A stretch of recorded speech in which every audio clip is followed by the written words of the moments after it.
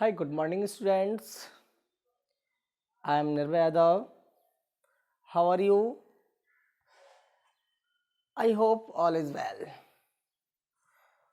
So, we started material, metals, and non metals, and a property of these metals and non metals. Let me start. Materials क्या होते हैं, metal और non metal क्या होते हैं। बेटा देखिए, मेटल्स वो होते हैं जिन्हें पीटने पर, जिन्हें टच करने पर कोई एक अलग आवाज आए और उनको मेटल से एक नए कोई ऑब्जेक्ट बनाया जा सके, that's are metals. Non metals जो डक्टाइल हों, कैसे होते बेटा? डक्टाइल होते हैं और जिन्हें पीटने पर कोई आवाज नहीं आती है। ठीक है, तो ऐसे मटेरियल को हम क्या कहते हैं? नॉन मेटल्स कहते हैं। तो बेटा देखिए, ये तो एक लिस्ट दी हुई है। नेक्स्ट है physical property of metals and non metals. Have you ever seen A blacksmith beating an iron pieces or an article made up of iron like a shape is solved in axis? बेटा iron को पीटने पर हम एक नए type में, एक नए रूप में उसको ढाल सकते हैं ना, एक नई शेप दे सकते हैं। Would you expect a similar change if we try to beat a piece of coal? और अगर एक कोल को अगर पीटूं, कोयला को पीटूं, तो क्या होता है? वो टूट जाता है। You saw that the shape of the iron nail and aluminium wire changed on beating. हम क्या देखते हैं कि आयरन या कॉपर को पीटने पर या सिल्वर को पीटने पर, गोल्ड को पीटने पर क्या होता है कि उसकी शेप चेंज हो जाती है। If they were beaten harder, these could be changed into seeds. You might be familiar with silver foil used for decoating sweets. बेटा आपने देखा होगा कि कुछ मटेरियल्स को अगर हम तेज़ी से पीटते हैं तो उनमें शेप में चेंज आ जाती है। वो अपना जो हार्डर अगर पीटते हैं तो एक पत्ती के टाइप में, मैं ये कहूँ कि पतली प्लेट के फॉर्म में कन्वर्ट हो जाते हैं। You must also be familiar with the aluminium foil used for wrapping food. The property of metals by which they can be beaten into thin sheets is called malleability. बेटा हम लोग जो familiar aluminium foil हैं, wrapping foods होती हैं, जो जिनके ऊपर फूड के ऊपर आपने देखा चमकीली एक लेयर लगा दी जाती है। The property of metals by which they can be beaten into thin sheets is called malleability. बेटा जो sheets को पीटने पर जो पतली पतली सीटों में कन्वर्ट हो जाती, दैट्स कॉल्ड malleability. क्या कहते हैं इसको? malleability कहते हैं। This is the characteristic property of metals. ये करेक्टरिस्टिक प्रॉपर्टी किसकी है? मेटल्स की है। As you must have noticed, material like coal and pencil lead do not show this property can be called these metals.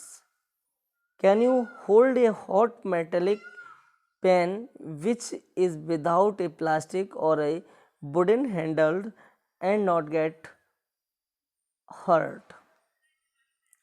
बेटा एक कोई भी metallic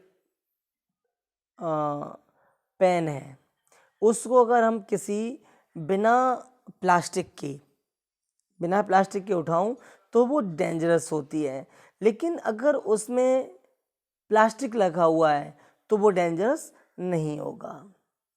prepare not why try to list some other expenses in which a wooden or plastic handle properties you from being hurt while handles hurt things.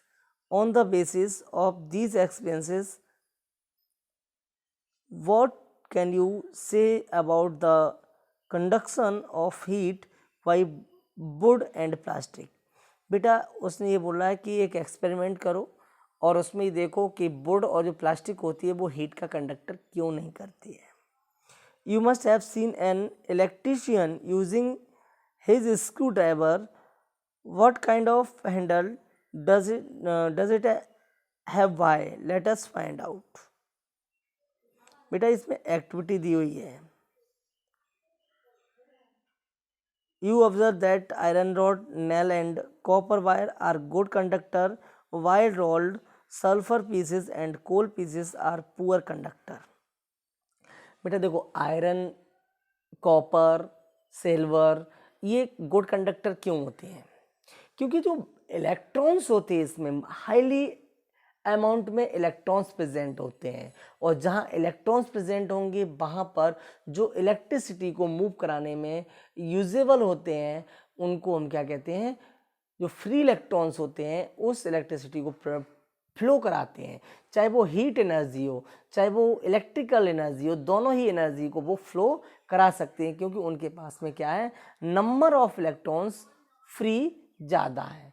जबकि जो आपके insulators होते हैं means would, plastic, इनमें क्यों नहीं फ्लो इलेक्ट्रिसिटी होती? क्योंकि वहाँ पर उतनी अमाउंट में इलेक्ट्रॉन्स होते हैं जो यूजेबल होते हैं मीन्स उसके इलेक्ट्रॉन्स मूव नहीं कर पाते हैं, अपनी एनर्जी को मूव नहीं करा पाते हैं. तो इसलिए क्या होता है? वो एक इंसुलेटर की तरह से वर्क करते हैं. क्या? वुड और plastic. Where do you find the use of aluminium and copper wire?